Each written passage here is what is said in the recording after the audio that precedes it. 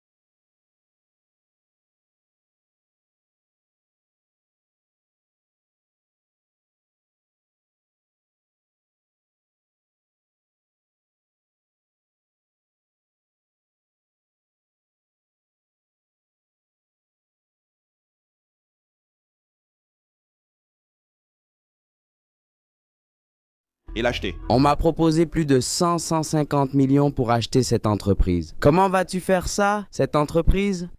Soulja Boy Gang. J'ai l'impression qu'il n'est pas honnête à ce sujet. Et récemment, Soulja Boy a aussi annoncé en direct sur Instagram qu'il serait le nouveau propriétaire d'Atari, l'une des plus anciennes entreprises de jeux vidéo. Ils m'ont appelé pour proposer un contrat, tu vois? C'était comme une participation dans leur entreprise. 1 million de dollars, 1 million d'actions, 1 million de titres, plein de choses. Je ne sais pas trop. C'est là que je dois vous dire qu'à part la parole de Soulja Boy lui-même, je n'arrive pas à trouver d'autres preuves qui suggèrent que sa déclaration ou celle que j'ai mentionnée jusqu'à présent soit vraiment vraie. Et peut-être plus important encore, Atari n'est pas d'accord avec ça non plus. Avec tout le temps qu'il a passé dans l'industrie, ce n'est peut-être qu'une question de temps avant que Soulja Boy ne devienne un magnate du jeu vidéo. Mais les amis, ce n'est pas pour tout de suite. Pour être honnête, tout cela était léger et intéressant. Ce gars est un vrai arnaqueur mais divertissant. Ici, les choses deviennent bien plus sombres. Les ennuis judiciaires de Soulja Boy ont commencé en 2014 et c'est à ce moment-là qu'il a été arrêté pour port d'une arme chargée en public après que la police a arrêté son véhicule pour avoir brûlé un feu rouge. Cela n'a sans doute jamais arrivé aux vrais propriétaires d'une grande entreprise de jeux vidéo comme Atari, Nintendo ou Sony. Mais je m'égare.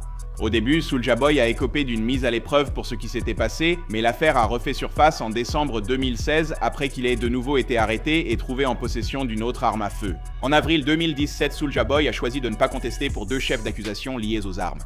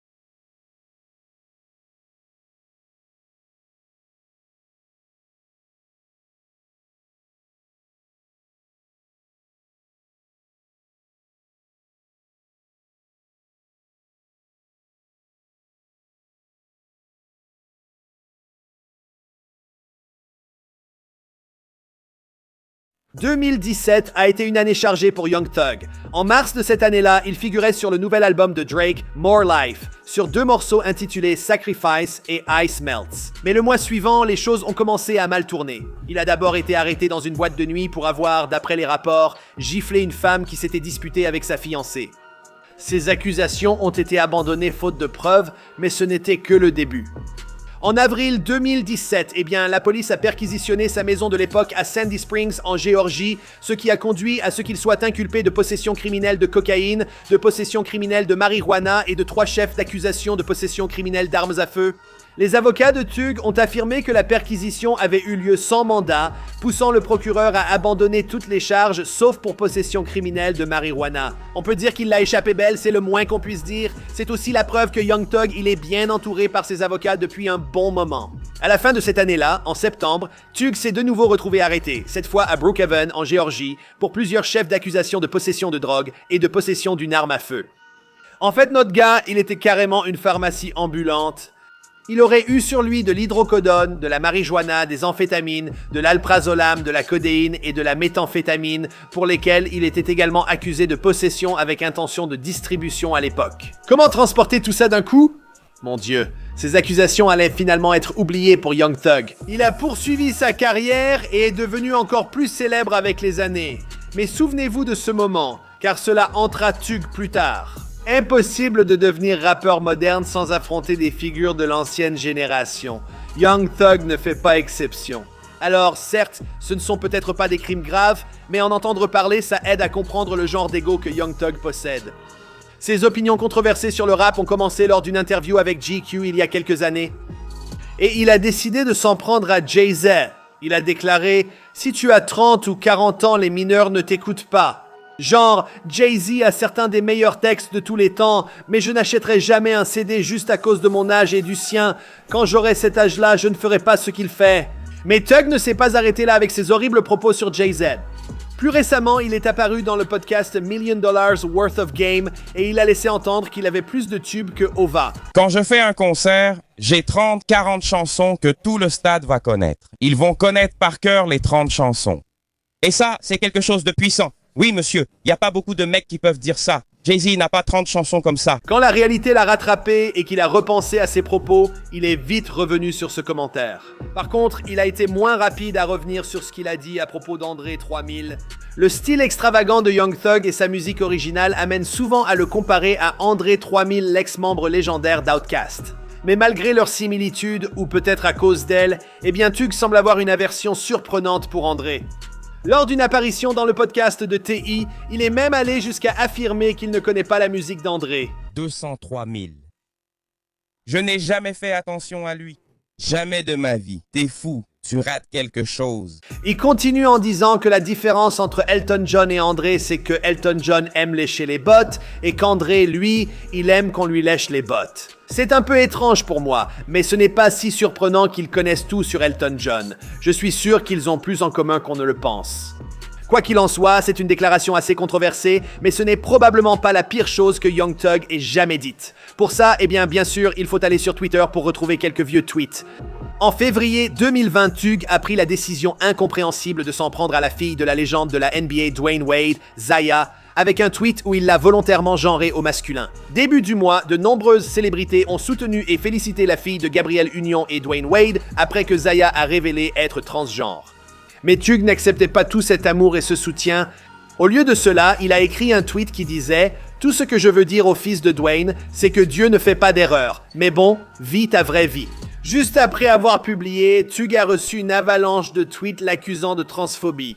Quelques heures plus tard, il a supprimé le tweet, mais il était difficile de comprendre pourquoi un homme qui avait déjà affirmé ne pas croire au genre dans une publicité pour Calvin Klein attaquait ainsi un jeune enfant. Pour mémoire, lors de cette publicité, Thug a déclaré « Dans mon monde, tu peux être un gangster avec une robe ou un gangster avec un pantalon large. Je pense qu'il n'existe pas de genre. » Il a ensuite confirmé cela en apparaissant de nombreuses fois en public en robe, en jupe et en talons et d'autres vêtements généralement associés au genre féminin. C'est quelque chose que le public ne manquait pas de lui rappeler, tu sais, pour souligner son hypocrisie. Je me souviens quand on a découvert Young Thug, vers 2015, et il appelait tout le temps ses potes ses bébés. C'était fou.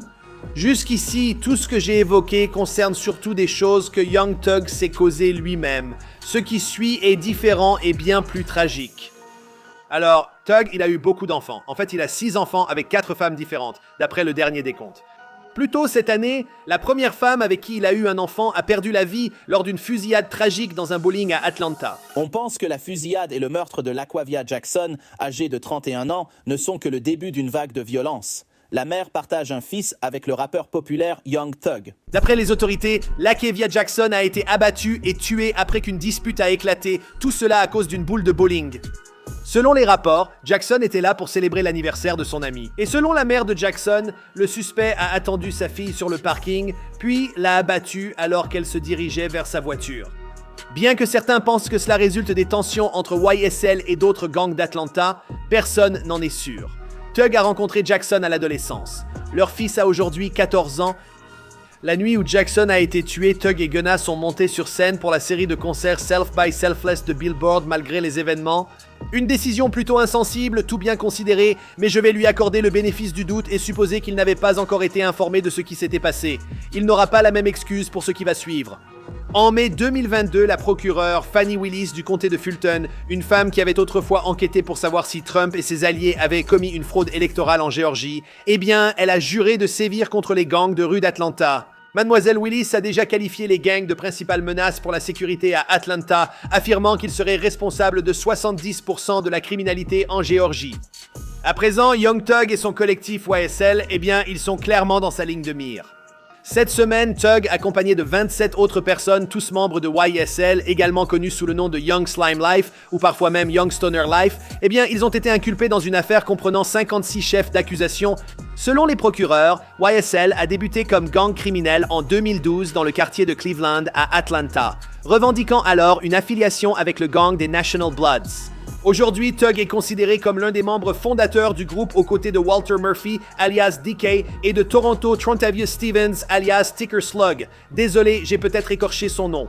Maintenant, le rôle individuel de Thug dans toute cette affaire mérite d'être examiné plus en profondeur. Il est cité comme ayant commis un certain nombre d'actes illégaux pour lesquels il n'est pas inculpé, mais qui sont décrits comme des actes manifestes visant à faire avancer la conspiration criminelle de YSL. Ces allégations incluent une menace de mort dans un centre commercial et la possession de méthamphétamine en vue de la distribuer. Tu te souviens de ces accusations qui remontent à 2017? Oui, je t'avais dit qu'elles allaient finir par lui retomber dessus. De plus, en 2015, Lil Thug aurait également loué une berline Infiniti Q50 argentée qui a été utilisée lors d'un meurtre commis depuis une voiture contre un membre d'un gang rival connu sous le nom de Donovan Thomas Jr. En fait, 5 hommes au total ont été inculpés pour le meurtre de Donovan, y compris DeMonte Kendrick alias Yak Gotti, un rappeur du label YSL de Thug. Et ce n'était pas le seul contrat ordonné alors que Thug était aux commandes. Il se trouve simplement que c'était le seul qui a réussi. Il a également été accusé d'avoir engagé 2 autres associés de YSL, Christian Eppinger et Antonio Sumlin, pour attaquer et tuer le rappeur connu sous le nom de YSL Lucci, alors que ce dernier était incarcéré en prison. Mais ce contrat-là, il n'a pas abouti. L'acte d'accusation précise aussi qu'après le meurtre de Donovan, Thug est apparu dans une vidéo disant « Fais-toi tuer, frère, de ma part et de YSL ». Peu après, dans une autre vidéo, il a répété « Je n'ai jamais tué personne, mais j'ai un lien avec le corps ». Chacune de ces accusations visant Young Thug est désormais considérée comme un crime. Il y a aussi une longue section de l'acte d'accusation intitulée « Actes commis pour faire avancer la conspiration » qui cite une série d'incidents entre 2013 et 2022, y compris Kiwi. L'infraction criminelle de Roscoe en 2015 pour agression aggravée avec une arme mortelle, autrement dit, le moment où il a tiré sur le bus de tournée de Lil Wayne. La condamnation de Roscoe a été annulée en 2018, mais l'acte d'accusation de 88 pages contient bien plus que cela, y compris des histoires d'intimidation de témoins, de carjacking, de vol à main armée et de vol et de trafic de drogue. De nombreux actes mentionnés ici proviennent de chansons, vidéos et publications sur les réseaux sociaux liés à YSL, notamment des paroles considérées comme conspiratrices, dont le single de Young Thug, Just How It Is, qui en contient certaines. J'ai échappé à tout car j'étais destiné à être riche. Les flics ne m'importent pas. Je t'explique juste. Je l'ai touché avec le Mac, maintenant il est couvert de croûte. J'ai agi pour l'équipe. J'ai déjà fait des braquages. J'ai fait des carjackings. Maintenant je fais du rap à plein temps. Désolé, je massacre ces paroles, je fais de mon mieux. Utiliser les paroles de rap contre les artistes est une pratique ancienne des procureurs, mais beaucoup pensent que les rappeurs devraient avoir la même liberté d'explorer la violence dans leur musique que Quentin Tarantino dans ses films. Maintenant, comme cette histoire est encore en cours, eh bien nous n'avons pas encore entendu officiellement quoi que ce soit de la part de Tug lui-même. Cependant, nous avons entendu son avocat, Brian Steele, qui a pris la défense de son client en déclarant que YSL n'est en aucun cas un gang de rue et que la façon dont Tug a réussi à transformer sa vie, eh bien, cela devrait être quelque chose dont on devrait s'émerveiller, a-t-il déclaré. Je vous le dis, Monsieur Williams n'a commis aucun crime et nous nous battrons jusqu'au bout pour l'innocenter. À l'heure actuelle, Young Thug est détenu à la prison du comté de Fulton. Peu de temps après être apparus ensemble dans le clip de Floyd Mayweather, eh bien Gunna et Young Thug se retrouveraient également côte à côte sur une série de photos d'identité judiciaire après que les deux rappeurs aient été arrêtés en septembre 2017. Tout cela a eu lieu dans le comté de Cobb où ils ont été inculpés pour drogue. Peut-être qu'ils n'étaient pas côte à côte sur la photo, mais ils étaient ensemble, tu vois. Maintenant, l'arrestation a eu lieu alors que Gunna conduisait apparemment Thug dans la ville d'Atlanta. Alors que Tug a reçu plusieurs accusations criminelles liées à la drogue suite à la fouille, Gunna, lui, n'a écopé que de délits mineurs, comme une infraction pour vitre teintée et la possession de moins d'une once de marijuana. Mon Dieu, ces flics arrêtent pour tout et n'importe quoi. Selon toutes nos sources, c'était la seule fois où Gunna a eu des ennuis avec la justice adulte. Eh bien, à part une autre arrestation qui a eu lieu à Union City, en Géorgie, environ 1 an plus tard, mais cela impliquait aussi des stupéfiants. Après tout ça, Gunna est resté du bon côté de la loi jusqu'à récemment, mais on va en parler dans une minute. Avant cela, explorons encore quelques aspects controversés de la carrière de Gunna. Le point suivant n'est pas une faute de Gunna, mais cela a dû être une expérience très effrayante. En juillet 2021, les fans de l'artiste ont été choqués d'apprendre qu'il avait été admis à l'hôpital, et cela pour des raisons inconnues. Cela prendrait un certain temps, mais finalement, Gunna irait mieux et révélerait ce qui lui était arrivé au départ. Il s'avère que l'homme a été frappé par une grave pneumonie. Plus t'es vraiment mal en point. La santé, c'est la richesse. Prenez tout soin de votre corps. Vous voyez ce que je veux dire? Non, vraiment. Allez-y doucement. La pneumonie est une infection qui enflamme les poumons, remplissant les alvéoles de liquide ou de pus. Elle provoque des symptômes comme la fièvre, la toux, des frissons et bien souvent, cela entraîne des difficultés à respirer. Maintenant, heureusement, avec un traitement, il a pu se remettre sur pied. En réalité, cela a demandé plus qu'un simple traitement. En fait, d'après les rapports, Young Thug est passé voir Gunna à l'hôpital pour prendre de ses nouvelles et il lui a aussi apporté quelques cadeaux de rétablissement, dont une toute nouvelle montre Cartier en or rose ainsi que 3 autres. Peut-être que la conscience de Thug le rongeait déjà à force de penser aux ennuis causés à son ami, ou peut-être avait-il eu un avertissement sur ce qui allait arriver. Mais avant d'entrer dans tout ça, il faut qu'on parle de la controverse autour de Push and P. Plus tôt cette année, Gunna a contribué à populariser l'un des mèmes les plus viraux de l'année quand il a lancé Push and P. Tu vois une dame à la porte, frère. Tiens la porte pour la dame, frère. Ça c'est P, frère. On pousse le P. Tu me comprends? Maintenant, cette expression s'est répandue comme une traînée de poudre sur Internet et a poussé des millions de personnes à se demander non seulement ce que ça voulait dire, mais aussi d'où ça venait. Alors, lors d'un entretien dans The Shop d'Uninterrupted, eh bien, Gunna a répondu à ces deux questions. Il a expliqué que push in P signifie avoir une mentalité de joueur, une expression qu'il entendait souvent en grandissant. C'est surtout de la part de son père et des anciens dealers du quartier Porter's Ridge en Géorgie, d'où il vient. Le push à T a vraiment commencé au début simplement par moi qui arrivais en mode joueur, tu vois. J'arrivais avec une attitude de joueur, peut-être avec une meuf avec moi, tu vois ce que je veux dire? Mais quand le magnate des affaires Steve Stout a fait remarquer que push à T était un argot popularisé dans la région de la baie, bien avant que Gunna ne pense à le mettre sur un disque, eh bien le rappeur, lui, semblait peu préoccupé par cette insinuation. Ça ne le dérangeait pas de s'attribuer le mérite de quelque chose auquel il n'avait pas participé. Au lieu de ça, il a simplement déclaré que pour lui, eh bien, push à T, c'est universel. Tout le monde a déjà été un joueur, tu sais, tes oncles et tes tantes, joueurs, ils étaient des joueurs. Donc c'est ça, c'est ce que je veux dire. Je ne suis pas un joueur. Ne m'en veux pas, je suis fils de joueur. Plus tard, lors d'une conversation avec Complex, eh bien Gunna admettra une fois de plus qu'il n'a pas inventé cette expression, mais il revendiquera quand même le mérite de l'avoir popularisée auprès du grand public. Il a dit « Le monde l'apprend avec la chanson, mais ceux d'Atlanta et de Los Angeles le savaient déjà. C'est aussi pour ça que l'impact a été fort, car je vis le P hors musique. Donc quand je l'intègre à la musique, c'est stylé. Il dit la vérité. » Maintenant, malgré la confusion qui accompagnerait la popularisation de cette expression par Gunna, ça a quand même explosé comme jamais. Mais alors que la carrière de Gunna commençait vraiment à décoller grâce à ses talents chez Pusha T, eh bien, seulement quelques mois plus tard, elle allait être sérieusement mise en danger. On y va. On parle des accusations de Rico. Le 9 mai 2022, Young Thug a été arrêté pour participation à un gang de rue et complot en vue de violer la loi sur les organisations influencées par le racket et la corruption, plus communément appelé RICO. En ce qui concerne cette affaire, les autorités sont convaincues que le label YSL de Thug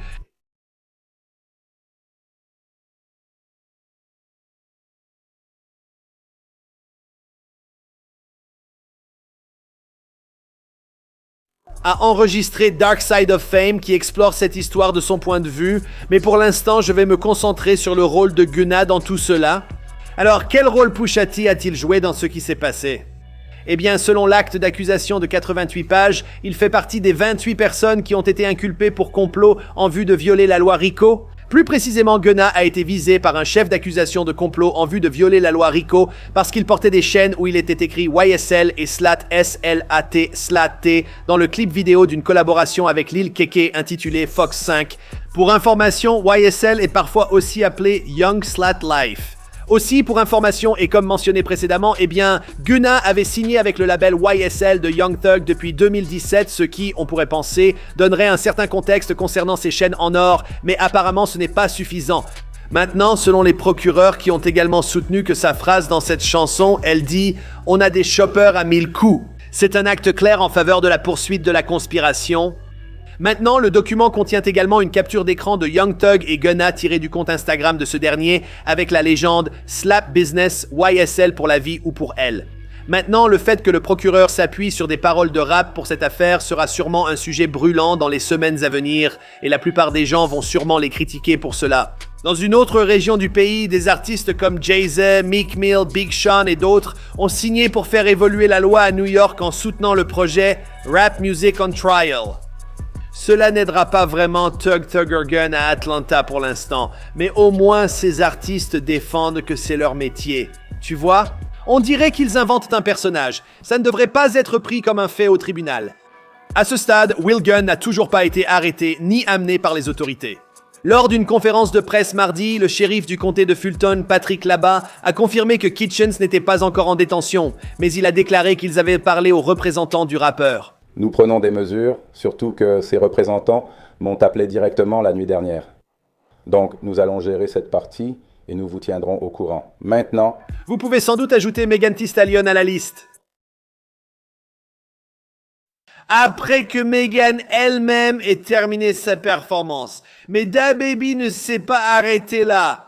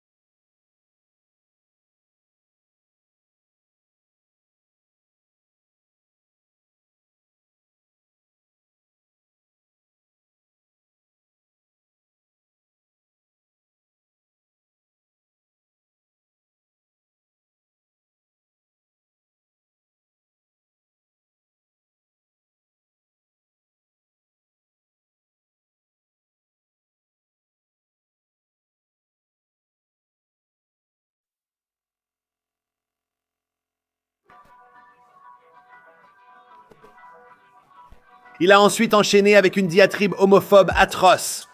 Maintenant, lorsque Meghan a été invitée à commenter l'acceptation de la communauté LGBTQ dans le hip-hop à la suite de ce qu'avait dit DaBaby, eh bien, elle a clairement indiqué qu'en aucun cas elle ne soutient son ancien associé. Elle a déclaré à People, la représentation est importante et il est vraiment crucial pour nous tous d'avoir de la compassion et d'accepter chaque être humain. Je suis content qu'il n'ait pas trouvé ses tweets chez People. D'une certaine manière, nous avons vraiment bouclé la boucle, n'est-ce pas? Tu as vu ce que j'ai fait là? Je veux dire, on a commencé cet épisode avec Meghan critiquée pour ses propos inacceptables sur des personnes différentes, et maintenant elle les défend face à des idées fausses horribles. Elle a une équipe de relations publiques incroyable. Maintenant, certains d'entre vous vont probablement rire et secouer la tête en pensant que l'évolution de Meghan est fabriquée et certainement pas authentique, comme je viens de le mentionner. Mais je choisis de croire que les gens peuvent apprendre de leurs erreurs. NBA Youngboy est né Kensho Galdon le 20 octobre 1999 à Baton Rouge, en Louisiane. Après s'être accidentellement cassé le cou en jouant à la lutte alors qu'il était tout petit, la vie de Youngboy a très mal commencé puisqu'il a dû porter une minerve pendant une longue période le temps que la blessure guérisse. L'appareil lui laissera des cicatrices permanentes au front. Je faisais de la lutte. Et je me suis cassé le cou. J'ai dû porter un halo autour de la tête, avec les vis. J'avais 4 ans. À 8 ans, son père est arrêté puis condamné à 55 ans de prison pour un braquage raté. Peu après, sa mère quitte le quartier, laissant Youngboy à sa grand-mère. À l'âge de 11 ans, après le décès de sa grand-mère, il a emménagé chez la famille de son ami Three. La mère de 3, Monique, a aidé à élever le jeune garçon à partir de ce moment-là, et elle se souvient encore des ennuis dans lesquels lui et son fils se mettaient alors qu'ils poursuivaient une carrière dans la musique, volant des batteries de voitures dans des poids lourds et les revendant pour financer du temps dans un studio local. Je cambriolais des maisons tout seul, et je parle de sortir par la fenêtre. Avec les téléviseurs, je sautais par la fenêtre, la télé me tombait dessus, genre...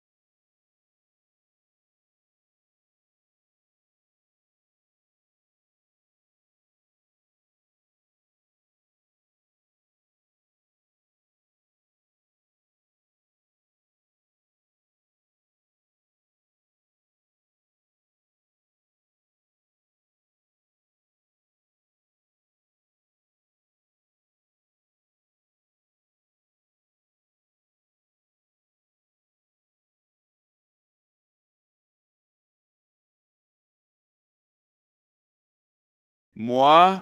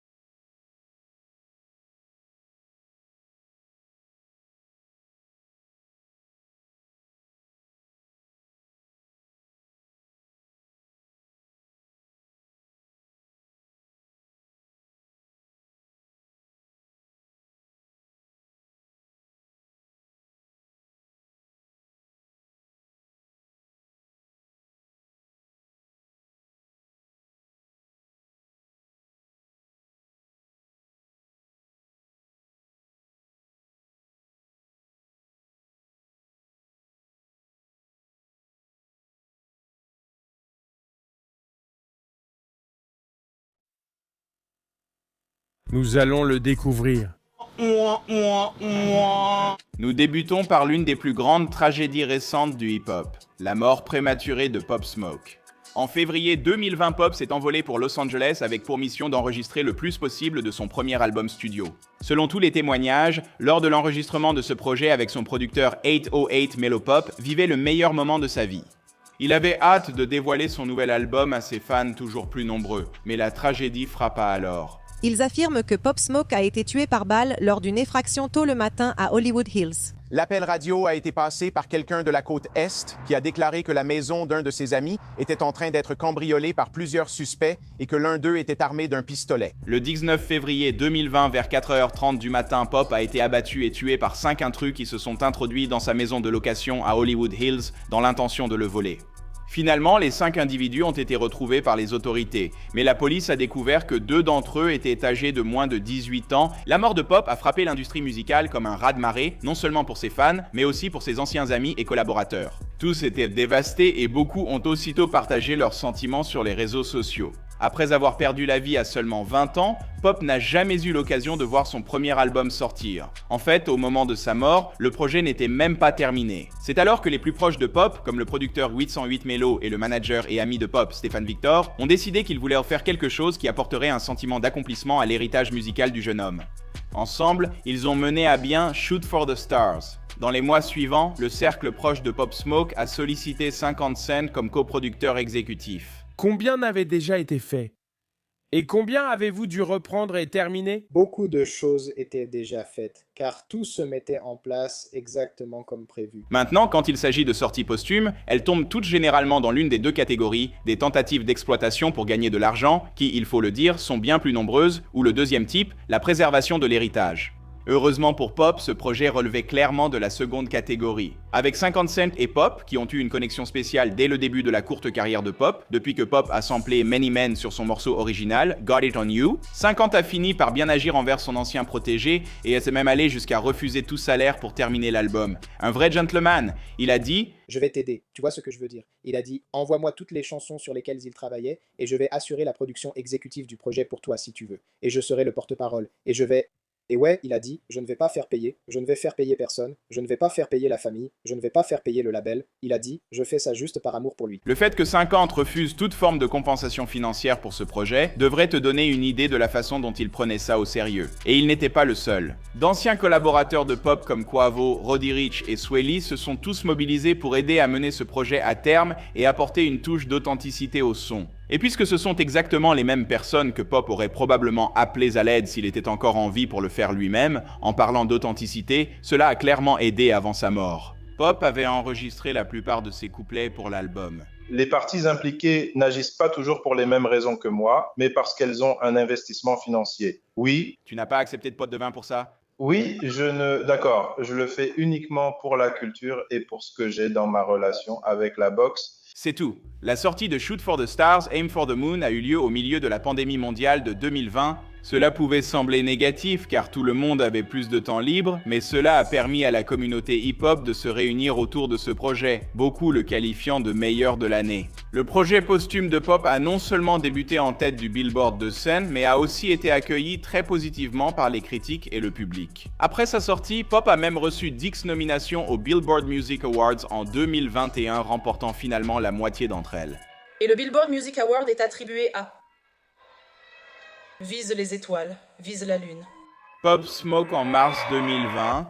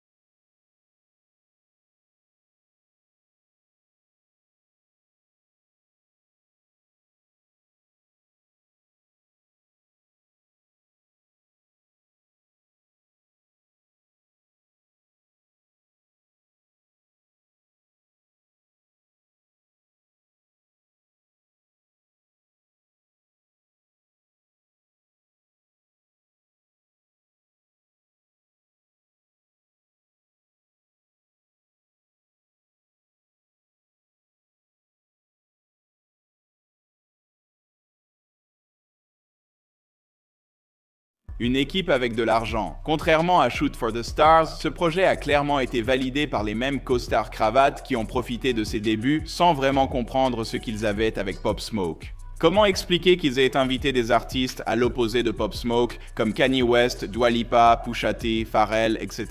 Franchement, les gars.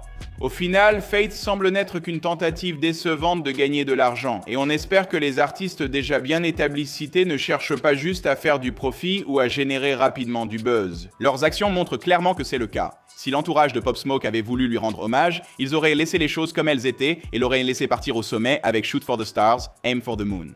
Et malheureusement, parce que nous vivons dans un monde qui passe souvent plus de temps à embrasser le côté sombre de la célébrité, nous avons actuellement Face comme point final à la carrière autrefois prometteuse de Pop Smoke. Commençons par le début pour Lil Baby. Il est né Dominic Jones le 3 décembre 1994 à Atlanta, en Géorgie.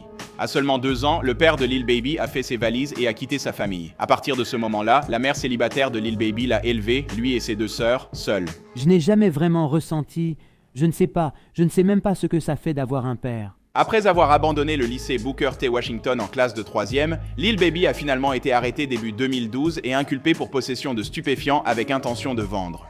Son premier avocat lui a conseillé d'accepter un accord de 2 ans, mais Lil Baby a refusé.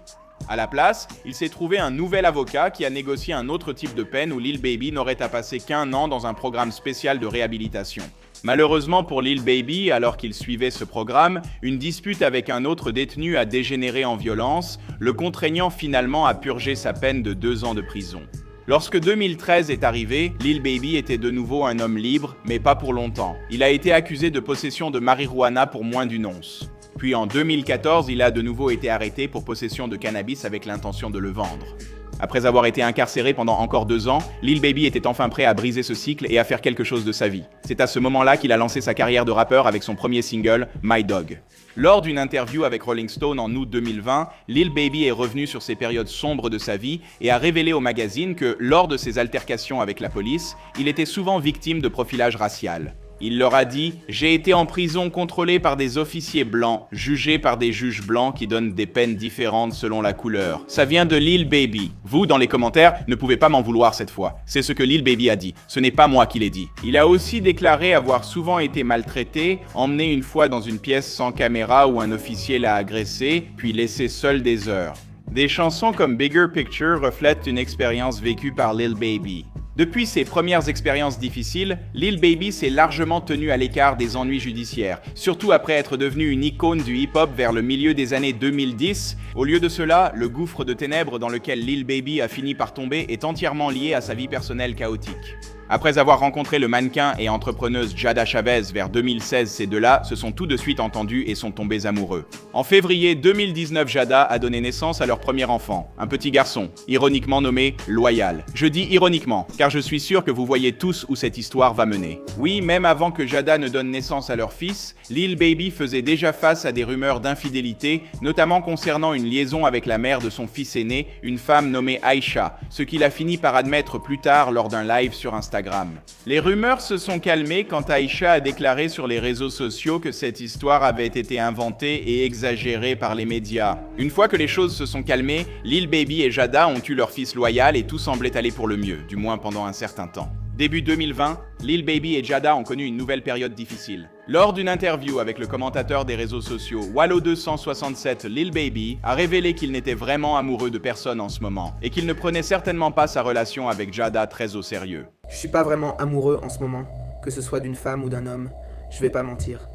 Je traîne avec toi, mais je peux être avec toi. Et je t'aime. Et je suppose que c'est juste ce qui arrive quand tu en as marre d'être fatigué. En réponse, Jada est allée sur Instagram pour faire savoir au monde entier qu'elle et Lil Baby s'étaient déjà séparés avant cette interview et qu'elle n'était pas en colère contre lui pour ce qu'il avait dit. Mais seulement quelques mois plus tard, en mai 2020, le couple semblait de nouveau ensemble après que Jada a partagé une photo d'eux en train de s'embrasser sur les réseaux sociaux. Donc, fin de l'histoire, non ? Pas vraiment, car ces montagnes russes ne sont pas encore terminées. Après avoir travaillé la majeure partie de 2020 sur leur relation, en décembre, de nouvelles rumeurs ont circulé sur une nouvelle liaison de Lil Baby. Cette fois-ci avec une actrice pour adultes, nulle autre que Miss London. En fait, non seulement il aurait couché avec cette femme, mais Miss London affirme même que Lil Baby lui a payé $6,000 pour cela. Dépenser $6,000 pour du sexe montre une grande richesse, ce que je ne comprends pas. Ce sont aussi des accusations très dures émotionnellement, donc examinons la situation globalement. A-t-on vraiment assez de preuves pour affirmer que Lil Baby a trompé? Il a d'ailleurs nié ces accusations avec force. Mais inutile de dire que cela a suffi à mettre fin à la réconciliation entre Lil Baby et Jada. En février 2021, Jada est encore allée sur Instagram pour suggérer qu'elle était une femme libre. Je vous assure, je ne viens pas souvent sur Internet avec mes soucis, mais parfois, je veux juste que vous sachiez. Au-delà de tout le strass et les paillettes, dans la vraie vie, je traverse les mêmes galères que vous, voire pire. Au final, on est tous pareils et on a tous des problèmes. Donc, bien que séparés, Jada et Lil Baby veulent continuer à élever leur fils ensemble. Honnêtement, malgré les hauts et bas de leur relation, il ne semble pas y avoir beaucoup de rancune entre eux. Je veux dire, franchement, Lil Baby a même organisé une fête pour la fête des mères de Jada cette année, avec des fleurs, des bougies, des sacs Birkin et ce dont chaque mère pourrait avoir besoin, une nouvelle voiture. Eh bien, des Birkin et une nouvelle voiture. On peut dire qu'il ne fait pas les choses à moitié. Comme il l'a dit à ses proches, même si on ne se reparle plus, je ferai en sorte que tu roules dans la dernière Benz. C'est ça, le côté sombre de la célébrité. Je veux dire, si cet homme n'est pas le meilleur de tous les temps, il correspond en tout cas à la description. Et il faut respecter ça. J'essaie, les gars. J'adore Lil Baby. Je n'ai pas envie de dire du mal de lui. C'est le côté sombre de la célébrité. Mais ce gars-là est le meilleur de tous les temps. Allez, j'essaye ici. Est-ce que ces deux-là vont finir par se remettre ensemble? Il est difficile d'en être sûr, mais au moins, ils ont mis leurs différends de côté pour élever leur fils. C'est, selon moi, le meilleur résultat possible dans ce genre de situation. Et enfin, avant de conclure, Lil Baby a fait la une des journaux à l'été 2021 lorsque lui et la superstar de la NBA James Harden se sont retrouvés détenus par la police alors qu'ils visitaient Paris en France pour la Fashion Week. La police locale a arrêté Lil Baby après avoir senti du cannabis et fouillé sa voiture, trouvant 20 grammes de marijuana toujours illégale en France. Après cette découverte, James Harden a essayé d'intervenir en faveur de Lil Baby, mais il a été arrêté et fouillé avant d'être relâché. On peut dire que James Harden a dû reculer. Les fans de basket, celle-là était pour vous. Lil Baby, quant à lui, a été emmené au commissariat et accusé de tentative de transport de drogue avant d'être relâché le lendemain matin. C'était la première fois que Lil Baby se retrouvait dans une situation compliquée avec la justice depuis ses débuts plus turbulents. Mais au final, toute cette histoire semble avoir été largement exagérée. Comment cette affaire va-t-elle se terminer? Eh bien, il est trop tôt pour le dire avec certitude. Cependant, la police n'aurait sans doute pas relâché Lil Baby le lendemain matin s'il avait eu de sérieux ennuis. Et le monde entier m'envoie des messages et me DM. Mais je me dis, ouais, je sais que vous m'avez vu aller en prison. Il me demande, tu vas bien? Non, je ne vais pas bien, je suis dedans.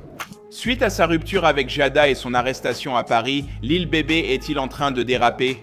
Il vit actuellement une période légendaire dans le rap mais risque de perdre le contrôle. Ou continuera-t-il à s'imposer parmi les meilleurs MC du hip-hop? Nous devrons simplement continuer à suivre Dark Side of Fame pour le découvrir. Lil Durk a grandi dans le sud de Chicago, comme on pourrait s'y attendre. Ses premières années étaient loin d'être faciles. Il a déclaré à Vice: « Personne ne se sent en sécurité à Chicago. Les balles n'ont pas de nom. » Il n'avait pas non plus un bon modèle à suivre. Son père, Dan Banks, a passé beaucoup de temps en prison pendant que Durk était enfant, recevant finalement une peine de prison à vie pour son rôle de chef dans un réseau de trafic de crack démantelé par la police de Chicago. Le complot allait plus loin que ça, mais ils ont dit « On va seulement te condamner pour 9 mois de la conspiration ». Et ils disent que tu as vendu tellement de drogue en 9 mois que tu n'as plus ta place dans la rue, c'est ce qu'ils disent. Durk dira plus tard, célèbrement, que son père avait été arrêté avec 8 millions de briques. Interrogé par un journaliste sur la véracité de cette histoire, Durk a confirmé l'histoire et déclaré « C'est pour ça que je veux être comme lui ». Il attribue son enfance difficile à ce qu'il est devenu aujourd'hui. Mais tout bien considéré, c'est assez remarquable que Durk ait fini par avoir autant de succès, car il n'a pas seulement dû surmonter l'absence de son père. Durant sa carrière, Lil Durk a probablement perdu plus d'amis proches que la plupart des rappeurs. Les pertes ont commencé à s'accumuler pour Durk en 2013 lorsque son ami Leonard Anderson, un rappeur connu sous le nom de Lay Capone, a été abattu en sortant d'un studio d'enregistrement. Il a regardé pour voir s'il verrait le chiffon arriver. Quelqu'un s'est simplement approché de lui et lui a tiré dessus 3 fois à bout portant. Ils l'ont emmené à l'hôpital et il a été opéré pendant, vous savez, 2 ou 3 heures. Puis ils sont sortis et on dit qu'il n'avait pas survécu parce qu'il perdait trop de liquide. Comme du sang, il le pompait à l'intérieur, mais il ressortait parce que son cœur battait trop vite. Seulement 1 an plus tard, dit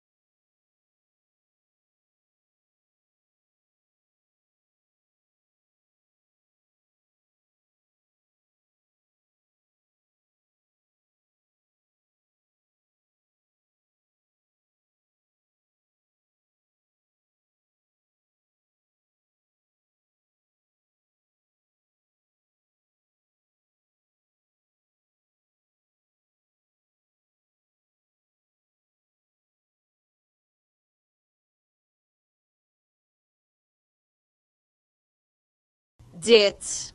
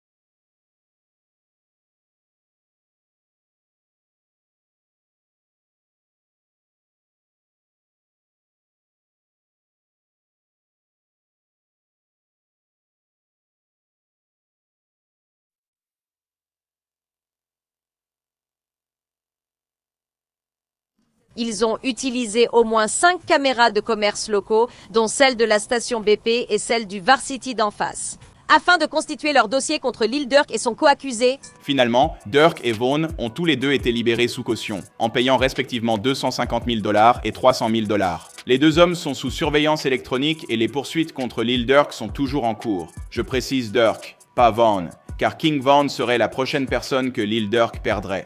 En novembre 2020, King Von a été mortellement abattu après qu'une bagarre a éclaté sur un parking devant un club d'Atlanta. Deux groupes d'individus se sont affrontés physiquement. Cette altercation physique a dégénéré en échange de coups de feu. La police d'Atlanta rapporte une fusillade à 3 endroits près de Trinity Avenue, touchant 6 personnes, dont 3 mortes. Selon des rumeurs, cette perte a tellement énervé Durk qu'il a juré de venger son ami. Il a été rapporté que le rappeur connu sous le nom de Quando Rondo aurait été présent sur les lieux de la fusillade où Von a été tué. Et bien qu'il ne fasse face à aucune accusation concernant l'incident, il a laissé entendre que Durk aurait peut-être mis une prime d'1 million de $ sur sa tête en guise de représailles. Dans la chanson End of Story, Rondo rappe « 1 million sur ma tête, c'est ce qu'ils disent. C'est tout ce que tu as, mais en 8. » La référence de Rondo aux 8 millions est une allusion claire à l'histoire précédente que j'ai mentionnée à propos du père de Durk qui s'est fait attraper en possession de 8 millions de briques. Culotté de la part de Rondo, c'est vrai, mais avant que Durk ne réagisse, il subit une autre perte dévastatrice avec la mort de son frère. Le rappeur connu sous le nom de D-Thing, né Dante Banks Jr., s'est fait tirer dessus devant le Club O, un club de striptease à Harvey, dans l'Illinois, en juin 2021. Selon des témoins, D-Thing a été touché à la tête et est mort sur le coup après une altercation plus tôt dans la soirée. La police rapporte une scène chaotique au club de striptease tôt dimanche, avec plusieurs coups de feu tirés et de nombreuses armes retrouvées sur place. Dante Banks a été tué d'une balle dans la tête. La perte de son frère a bouleversé Dirk, mais il aurait peu de temps pour faire son deuil avant que la violence ne reprenne, cette fois avec lui et sa petite amie clairement visée. Seulement environ 4 semaines après la perte de son frère, Dirk et sa petite amie India ont été violemment attaqués dans l'intimité de leur propre maison lorsque des intrus armés ont fait irruption chez eux. Tôt dimanche matin, Dirk et India ont été réveillés par des coups de feu puis ont rapidement saisi leurs armes pour riposter. Heureusement, ni Dirk ni India n'ont été blessés et les auteurs des faits ont pris la fuite. Compte tenu de toute la violence qui entoure Dirk ces derniers temps, je suis sûr qu'il agit avec la plus grande prudence en ce moment. Cependant, cet homme provoquera tout de même de la controverse, comme avec sa récente publication sur les réseaux sociaux partageant sa liste des 50 meilleurs rappeurs de tous les temps. Tous les habitués sont là, Meek Mill, Lil Baby, Future et Drake, mais certains fans s'étonnent de l'absence de Kendrick Lamar et accusent Dirk de raconter des bêtises. Dirk lance-t-il une pique à Kendrick? Soyons honnêtes, après tout ce que je viens de dire, ne pensez-vous pas que Dirk a d'autres soucis que taquiner Kendrick? Au début des années 1900, la zone de Chicago, qui allait un jour être connue sous le nom de O-Block, était en fait un immense parc d'attractions appelé ironiquement White City.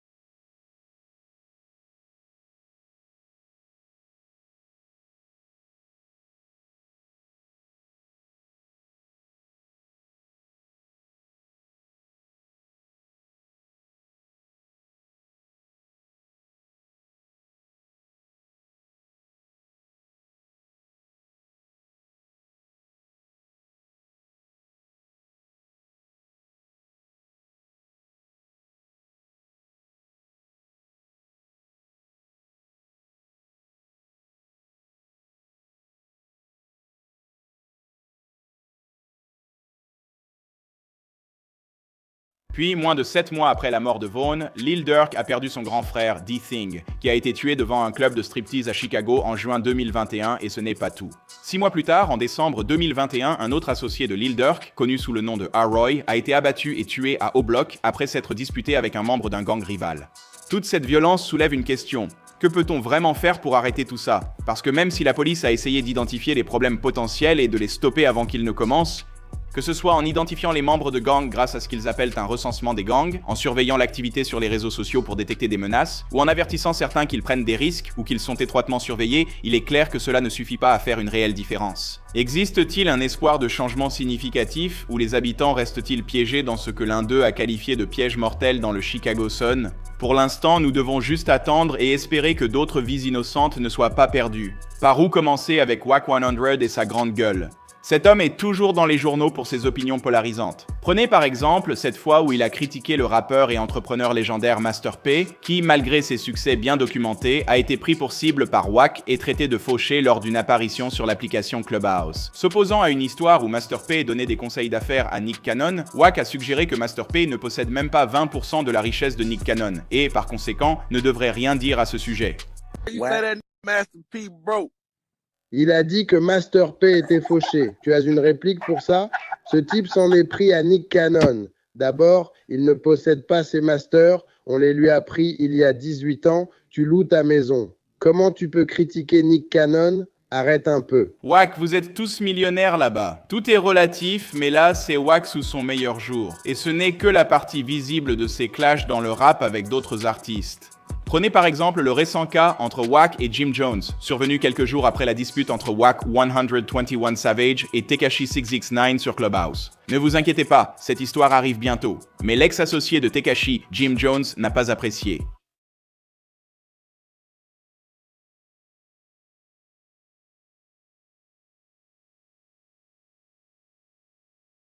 Son avis sur Wack 100? On ne sait pas à qui vous vous adressez. Je suis censé être... Les gens ne savent pas à qui tu parles directement quand tu parles de ce... Tu ne connais personne à part toi-même sur la côte ouest. Je parle de représenter ce truc pendant des heures, mec. Bien sûr, une fois que Wack a appris ce que Mel avait fait à la demande de Jones, eh bien, il a eu son mot à dire sur la question. En direct sur Instagram, Wack a tenté de révéler les affaires douteuses de Jones, mentionnant des accusations d'armes à feu mystérieusement effacées. Tu as des affaires liées aux armes à feu en Virginie et personne ne sait ce qu'elles sont devenues. Le fait que tu aies dû passer un appel depuis la prison, n'est-ce pas? Et toi, tu es dans la rue? Espèce de lâche, enfoiré. Bien que ces mots soient provocateurs, ils ne pèsent pas face aux opinions très discutables de Wax sur certaines légendes du hip-hop. Lors de son récent passage au podcast Drink Champ avec The Game, Wax a suggéré que même si Tupac est décédé en légende, son ennemi,